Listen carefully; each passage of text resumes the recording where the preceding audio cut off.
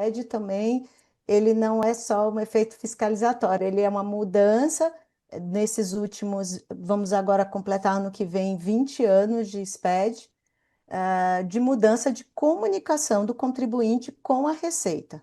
Então, não é só um efeito fiscalizatório, nós passamos aí por outros estágios e outras etapas.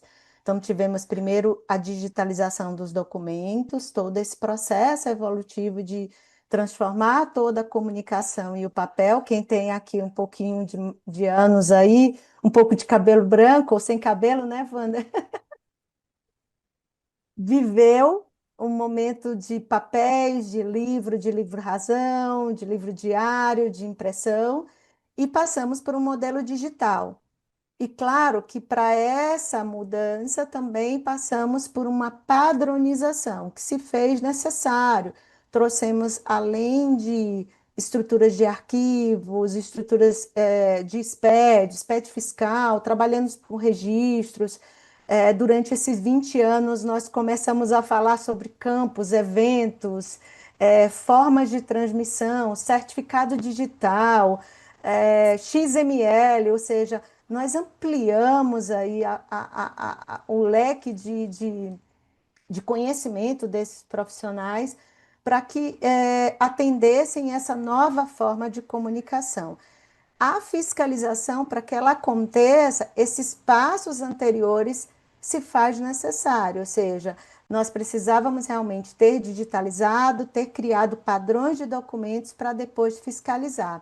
Eu costumo muito a fazer um paralelo, né, com coisas nossas pessoais, né, para que você, por exemplo, tenha uma análise de um fluxo de despesa e receita na sua casa, você precisa ali anotar todos os gastos que você tem. E assim também a Receita, ela foi criando esta base de dados e essa forma de integração, agora com o meio digital e com as tecnologias cada vez mais avançadas, trazendo essa criação de base de dados que permite aí sim as fiscalizações. Então, nós observamos durante esses 20 anos. Eu posso dizer que realmente o relatório de fiscalização, que é um dos instrumentos que a gente vai explorar um pouco aqui, ele foi ampliado de 2015 para cá, 2015 para cá. Então, quer dizer, a gente tem uns 10 anos aí com mais, com acurácia, com mais, um olhar mais detalhado em relação à receita e fiscalização. Você quer dizer que não existia fiscalização anteriormente? Não, não é que não existia fiscalização, mas que não existia com esse padrão de informação, com essa possibilidade de cruzamento de dados, que hoje, tanto o que se construiu nesse processo do SPED e com o uso hoje de tecnologias, permite fazer isso no modelo mais rápido. O SPED vai fazer 20 anos de aniversário, né? Ou seja, uma estrutura de obrigações acessórias. E o que, que eu muito ouço, e aí já atendendo as respostas, de muitos alunos e clientes, assim, mas eu paguei o tributo. Então, mas você já entendeu que no Brasil pagar o tributo está numa balança, mas muito próxima de declarar corretamente. O fisco, ele depende do teu insumo. E qual que é o teu insumo? As obrigações acessórias. É por meio dela que ela vai saber se não vai ser tributado, se vai ser isento, se vai ser imune. Não tem como saber se não tem uma informação. E hoje a gente vive num mundo onde a informação é muito importante. E, logicamente, que a Receita, e aqui eu já faço meu ponto de conexão, ela vem na vanguarda, né? E aí até me ajuda aqui com os dados, né? Nós estamos falando de 20 anos de SPED, depois nós falamos de nota fiscal, que já está indo para 15, quase 20 anos daqui a pouquinho. Nós falamos aqui de sustos, né, no contribuinte. Eu mexo também com contribuições previdenciárias. Nós viemos aí com o E-Social, que foi uma linha muito importante, né? Hoje nós temos toda uma parametrização de PER de Compes, tudo muito atrelado, né? Aonde antigamente o contribuinte só jogava um número, né? Sem nenhum tipo de rastreabilidade. E hoje, e aí respondendo à pergunta, hoje em 2, 3 dias vem um comunicado de autorregularização por um erro crasso entre obrigações acessórias, né? Ou seja, você falou que tinha um crédito, mas a gente não está aqui entendendo.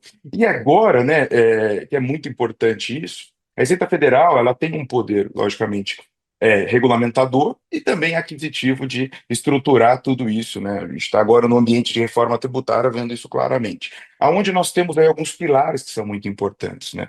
Primeiro, na minha visão, uma transparência fiscal, né? Ela quer ter uma transparência do que está acontecendo com os contribuintes, né? Seja pessoa física e jurídica, para quê? Para ter uma curacidade nos dados. Né? E aí, logicamente, daqui a pouco nós vamos entrar aqui no ambiente de relatório, de plano anual de fiscalizações, mas os contribuintes não entendem isso. Você tem CNPJ no Brasil, você tem risco, né? Eu falo isso para os meus alunos, por quê? Porque você tem 5 anos de decadência, você tem 5 anos para o fisco olhar o que você está fazendo.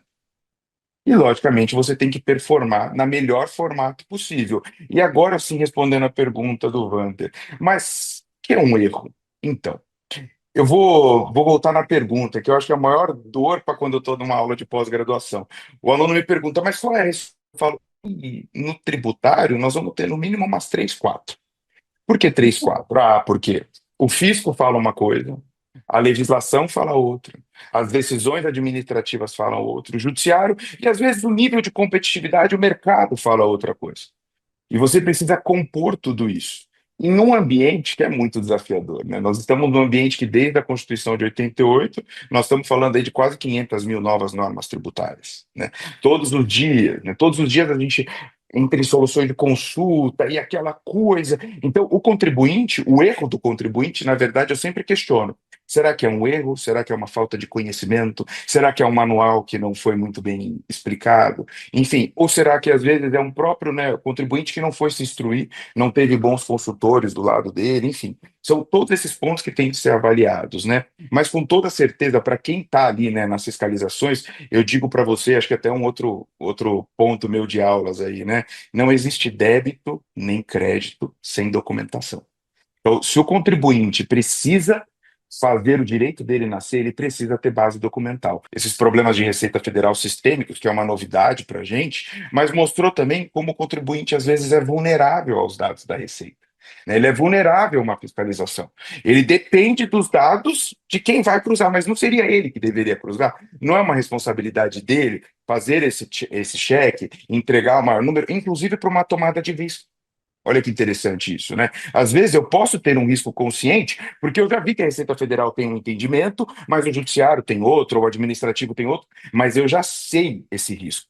Então, aí é uma linha de transparência, é um dos princípios, né, de segurança da contabilidade. Eu já sei que eu vou entrar naquele risco e, se for questionado, inclusive, eu já tenho toda uma base. Agora, o que a gente vê, por outro lado, é que realmente, né, os contribuintes acabam, né, recebendo uma autuação, correndo atrás do leite derramado, e às vezes, né, lembrando que no Brasil, uma autuação, um problema, ele vem carregado por duas coisas um pouquinho pesadas. Uma multinha de 75% sobre o débito, né? Mais uma taxa Selic, que hoje está quase em 15%, né? Então, realmente, né, 1 milhão vira 3 milhões bem rápido. Projeto da autorregularização, que é em relação a trabalhar com o envio das cartas, que vai ainda em papel, porque há uma exigência ainda, e na verdade a Receita também faz isso como uma forma de comunicação para contribuintes sem acesso ao ambiente do ECAC. Vai lá no ambiente do domicílio tributário também do contribuinte, mas vai também por carta, que é o comunicado dizendo que é necessário que ele revise a declaração dele. Para vocês terem ideia, no ano calendário de 2023, chegou quase a 400 milhões de reais em relação aos valores restituídos pela Receita. Ou por quê, Wander? Ou você pegou, vou dar um exemplo, a sua cartinha veio dizendo para você rever da sua declaração. Você pode, no caso, olhar o que está sendo ali exposto, e aí é o que você me perguntou. Ele bate de cara? Não, ele vai te mostrar qual foram as bases de dados que ele utilizou da informação para contestar a tua declaração. Isso vale para pessoa jurídica ou para pessoa física. Mas eu tô esse exemplo especificamente é pessoa física. E aí você, nesse caso, esses resultados, esses valores que a Receita teve de retorno, foi porque provavelmente, Wander, você na hora que foi retificar a sua declaração, ou você diminuiu a sua base de restituição, ou você aumentou o imposto a pagar. E aí, consequentemente, a Receita teve ali um retorno financeiro em relação a esses valores. é nítido que a Receita tem mostrado cada vez mais resultados, né, em relação a essa autorregularização. E qual é o ganho que a Receita, além de não ter que mandar um fiscal nem nada disso, solicitar para você entrar em contato, te dizer isso no ambiente web, que você pode fazer a retificação diretamente no ambiente, então ela tem um custo, né? E aí ela evita uma possível atuação e é possível aí realmente entrar num âmbito de discutir de uma forma jurídica ou entrar em outros programas de débitos que eles tenham e com certeza eles têm esse retorno muito mais fácil dos valores. Então, a autorregularização se mostrou para a Receita um projeto, né? E aí o projeto Cartas, que eu citei para pessoas físicas, mostrou-se como um projeto com muito mais vantagem. E é por isso que tem se investido cada vez mais em tecnologias para que eles consigam, sim, avançar nesse processo de fiscalização e, claro, ter o tempo aí de resposta. Para mim, tem dois grandes pilares na reforma tributária: ajustar a arrecadação e a segunda coisa, ajustar o compliance no Brasil. Então, por quê? Porque a gente entrou com alguns pontos muito complicados, né? Quando você olha para uma empresa de simples nacional, isso é muito comum para a gente que está no dia a dia, ela fala, eu não tenho que ter tanta acuracidade de informações. Mas quem te disse isso? Né? O mercado te disse, não, mas a Receita Federal não está esperando isso de você. Ela está esperando sim que você tenha um bom nível de apuração, porque se ela eventualmente achar um erro, ela vai te questionar. E o contribuinte começa a ter, eu até anotei isso para mim, né? Que é uma linha de consciência tributária no Brasil, né? Ó, o tributo, ele está presente na tua vida desde a barriguinha da mamãe até o pós-morte, que a gente paga tributo depois que morre. Até meus alunos eu falo, eu recomendo, não morra, né? Você vai pagar ITCMD, enfim, coisas aí tristes.